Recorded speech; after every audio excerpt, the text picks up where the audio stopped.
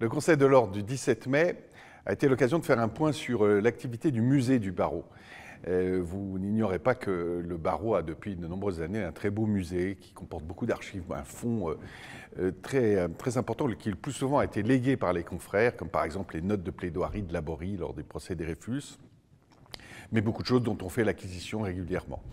Et malheureusement, depuis sa fermeture du fait de la vente de l'hôtel de la rue du Jour en 2020, il n'a plus de lieu pour ces expositions. Donc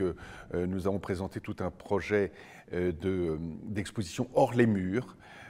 qui va prendre place avec des expositions temporaires, notamment dans tous les différents lieux du barreau, comme la Maison des avocats à côté du tribunal ou la Maison du barreau, mais aussi des expositions itinérantes, et notamment une sur des clichés d'audience qui aura lieu,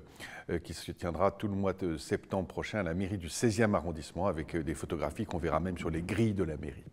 Et donc, sachez-le, le musée n'est pas mort. Il aura peut-être vocation un jour à rejoindre un grand musée de la justice, qui est le vœu porté par Robert Badinter,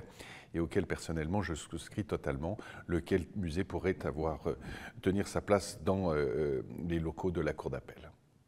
Merci à notre vice-bâtonnier Basile Adair pour son engagement.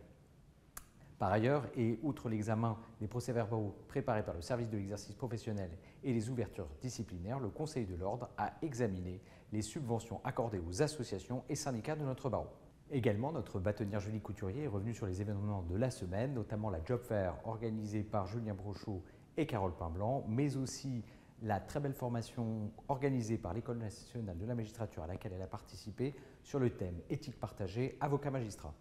Enfin, notre vice-bâtonnier Vincent Gnorret a relaté son déplacement à Tunis pour défendre le bâtonnier Kilani, qui est jugé par le tribunal militaire pour avoir défendu notre confrère Noureddine Biri, qui participait à une manifestation contre le régime.